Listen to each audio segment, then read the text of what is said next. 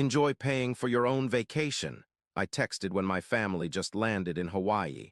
They tried to harass me. 3 years later, they begged for my help. I still remember the exact moment I decided to leave. The memory is so vivid it could have happened yesterday, not 3 years ago. My family sat around our cramped kitchen table, faces twisted with amusement as I shared my business plans. Their laughter cut deeper than any knife. A business, you, my father wiped tears from his eyes. You can't even remember to take out the trash. My mother's smile was thin, practiced. Honey, maybe finish college first, get a real job. My twin sisters, Amber and Ashley, exchanged knowing glances. At 21, they considered themselves worldly compared to my 19 years. Ashley flicked her hair over her shoulder. He'll be back in a month, begging. I looked down at my hands, steady, calmer than I felt inside. I'd spent 6 months researching dropshipping, building a website, making connections with suppliers. Not that they'd bothered to ask for details. I'm moving out next week, I said. The laughter stopped. My father's expression hardened. With what money? My money?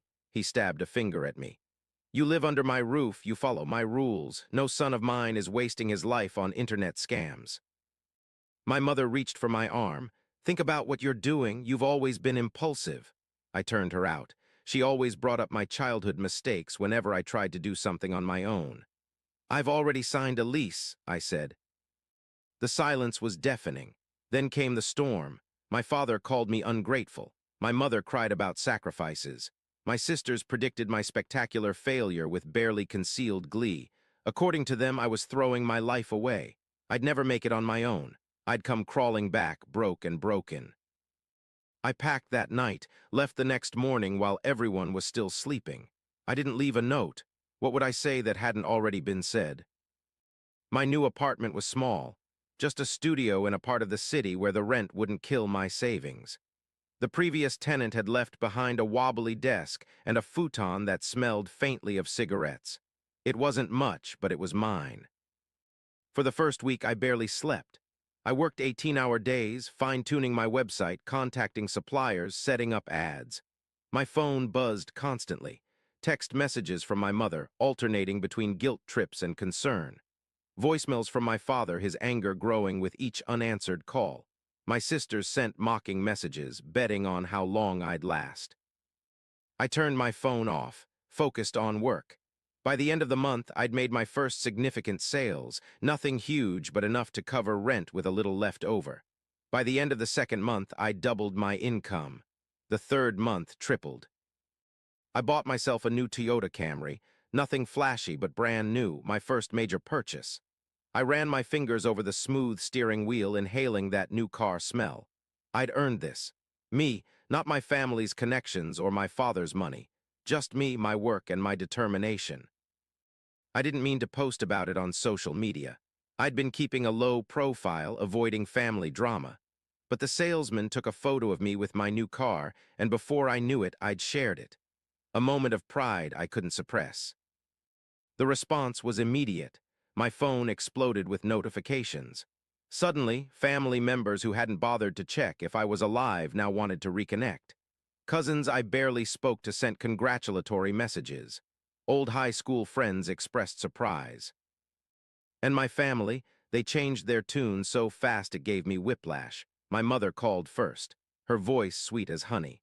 Sweetheart, we've been so worried. Why haven't you been answering our calls? Your father and I were just talking about how much we miss you. I almost laughed. Just last week, her messages had accused me of breaking her heart. Been busy, Mom, working. Well, clearly it's paying off. A new car, that's wonderful. You should bring it over this weekend. Show your father. My father, who had called me a fool, who had said I'd never amount to anything without his guidance. Maybe, I said. I'll check my schedule. Next came my sisters, suddenly interested in my life. They wanted to go to lunch, catch up. Their messages hinted at financial troubles, student loans, credit card debt, as if I couldn't see right through them. But it was my father's call that really showed their hand. Son, he'd never called me that with such warmth before. Your mother says you got yourself a new car. Good for you. Always knew you had it in you. My throat tightened. Had he always known? Was that why he'd laughed in my face when I shared my dreams? Why he'd predicted my failure with such certainty. Listen, he continued, not waiting for my response. I wanted to talk to you about an opportunity. The family could use some help. Ah, there it was. What kind of help? Financial. He cleared his throat. Your sister Ashley's car broke down and Amber needs dental work. Your mother and I are a bit stretched thin right now with the mortgage. I thought, since you're doing so well. My success wasn't even the main topic of conversation, just a convenient segue to ask for money. I'll think about it, I said. I didn't need to think about it. I already knew I wouldn't give them a penny. But I wanted to see how far they'd go, how deeply they'd dig themselves into this pit of lies. I didn't visit that weekend, or the next. I sent non-committal texts, made vague promises to catch up soon, all while watching their desperation grow. My Aunt Lily called me 3 weeks after the car post. She'd always been the straight shooter in the family, never one for my parents' manipulative games. They're playing you, she said without preamble. I know. No, I mean they're really playing you. There's no financial emergency. Your father got a raise last month. Your sister Ashley bought herself a new car, top of the line. They're trying to siphon off your success. My hands trembled slightly. I'd suspected as much, but hearing it confirmed made my blood boil. Why are you telling me this? Aunt Lily sighed. Because I watched them beat you down for years, take credit for your successes, and blame you for their failures. Someone needs to stand up to them. After we hung up, I sat in the dark of my apartment, thinking. 3 months ago, they'd laughed at my ambitions. Now they were lying to get a piece of what I'd built. The unfairness of it burned in my chest. That night, I made a decision. I'd give them exactly what they thought they wanted, then take it away, just like they'd tried to do with my dreams. I called my mother the next day, told her I'd been thinking about the family's situation. I wanted to help. That's wonderful, sweetheart. Her voice cracked with excitement. Your father will be so proud. Proud as if this had anything to do with him. I want to do something special, I said. A family vacation, all expenses paid. The pause was brief, disappointment quickly masked. A vacation. To Hawaii, first-class tickets, 5-star resort, you, Dad, Ashley, and Amber. The disappointment evaporated. Oh, that sounds incredible. When? Next month, I'll send all the details. I spent the next few weeks meticulously crafting my plan. This wasn't just going to be a vacation. It would be an elaborate lesson they'd never forget. I booked first-class tickets to Maui on the earliest flight available, the 7 a.m. departure that would require them to arrive at the airport by 5 a.m. I reserved rooms at the island's most exclusive resort, the kind that celebrities retreat to. $1,200 per night, per room. I scheduled personalized spa treatments, arranged private sunset dinner cruises, helicopter tour over volcanoes. Every excursion came with premium options. The total package would cost over $35,000. I didn't just send them confirmations. I created a custom-bound itinerary booklet, professionally printed, with glossy photos of every experience they'd enjoy. I included spending money, $2,000 cash for each of them in crisp $100 bills, delivered in a sealed envelope with their booklets. My mother called daily with breathless excitement. My sisters posted countdown updates on social media. My father even condescended to thank me, telling me this proved I'd finally grown up. For the final touch, I sent a private car service to pick them up the morning of their flight. No expense spared. I tracked my family through the airline app as they checked in for their 7 a.m. flight. The driver confirmed pickup and drop-off at the airport. I watched as their boarding status changed from checked in to boarding. As they settled into their first-class seats, champagne in hand, I executed the final phase of my plan.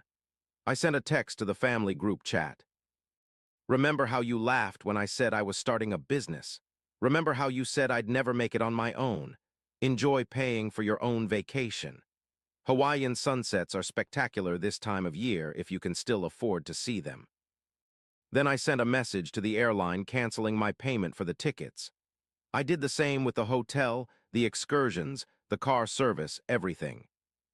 I knew exactly when they'd receive the notifications. Right as the plane reached cruising altitude. right as they were getting comfortable, feeling special, right as the flight attendants would be collecting their first drink orders. I turned my phone off and went to work, smiling for the first time in weeks. When I checked my messages that evening, the avalanche had begun. Frantic calls from the Maui airport, furious texts, voicemails that devolved from confusion to outrage.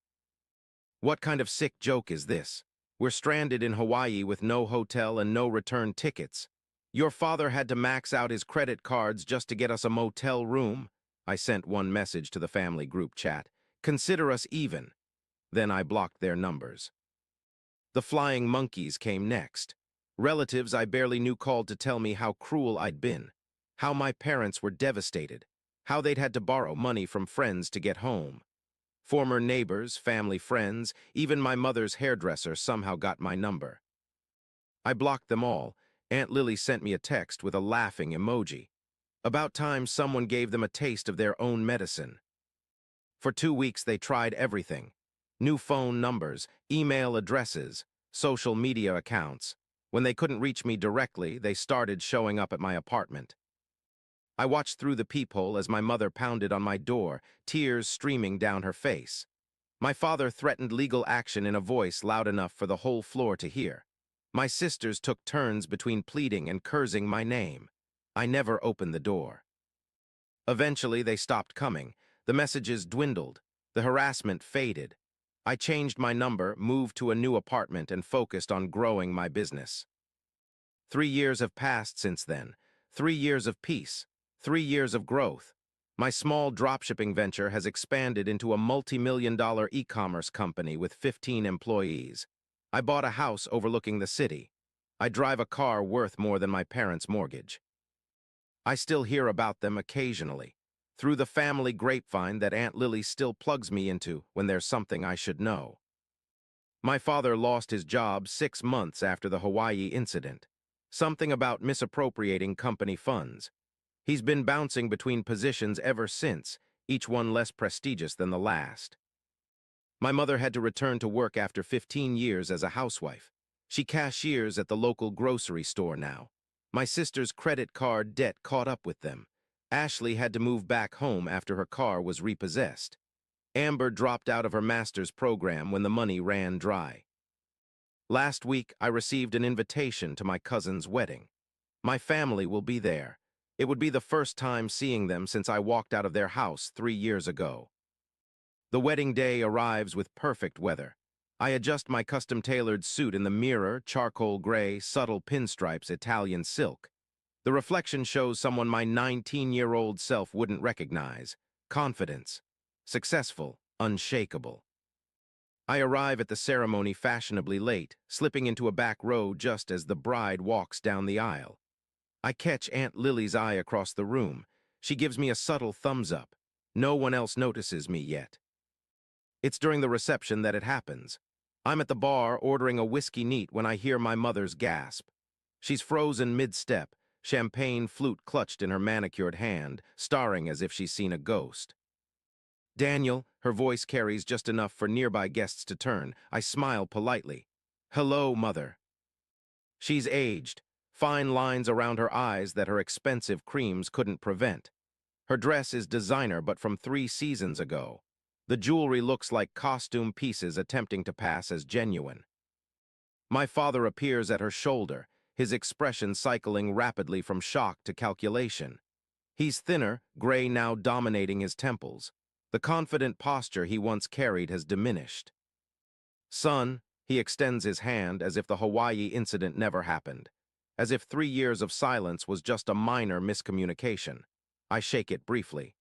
Congratulations on your nephew's wedding, beautiful ceremony. He blinks, thrown by my casual tone. Yes, it was. We didn't know if you'd actually come. I take a sip of whiskey. I honor my commitments. The implication hangs between us. My sisters materialize, circling like sharks sensing blood in the water. Ashley's wearing a dress I recognize from her social media 3 years ago. Amber's smile doesn't reach her eyes. Look at you, Ashley says, voice dripping with artificial sweetness. Doing so well for yourself. I can see the desperation behind her smile, the faded highlights in her hair, the chipped nail polish she tried to touch up. Small tells of financial struggle. Life's been good, I reply simply. Throughout the evening, I watch my family's strategy unfold. My father corners me near the restrooms, attempting to explain away their past behavior as tough love. My mother introduces me to her friends, subtly emphasizing my success while positioning herself as the supportive matriarch who made it all possible. During the father-daughter dance, Aunt Lily finds me on the terrace. "They're planning to ask you for a loan before the night's over," she murmurs. "Your father lost their house. Foreclosure next month." I nod, unsurprised. Let them ask. When the moment comes, it's my father who broaches the subject. He finds me as I'm preparing to leave, catching me alone by the coat check. "We should grab lunch sometime," he suggests casually. "Catch up properly." "I'm pretty busy," I reply. He nods, understanding the rejection. Then, with practiced nonchalance, "Listen, I hate to bring this up, but we're in a bit of a situation. Temporary cash flow problem. The house. Well, the bank's been unreasonable." I look at him directly. "How much?" Hope flickers in his eyes. $130,000 would clear the mortgage deficit, just a loan until we get back on our feet. I reach into my jacket and pull out my wallet. His eyes follow the movement, anticipation building. I extract a single business card and hold it out. "This is the contact information for a good financial advisor," I say. "He specializes in bankruptcy cases and foreclosure options." My father's face hardens. "After everything we did for you." "That's exactly why my answer is no," I cut him off quietly. "Because of everything you did. Goodbye, Dad." As I walk away, I feel nothing but peace. No satisfaction in their downfall, no joy in their suffering, just the quiet certainty that I've broken a toxic cycle. As I drive home from the wedding, the night air cool through my open window, I reflect on the journey that brought me here. The satisfaction I expected to feel confronting my family never materialized. Instead, I felt something unexpected: compassion. Not forgiveness, they haven't earned that. But seeing them stripped of their arrogance, scrambling to reclaim the control they once wielded so carelessly, I realized a fundamental truth. Some people will only value what they've lost. The greatest revenge isn't making others suffer for their mistakes.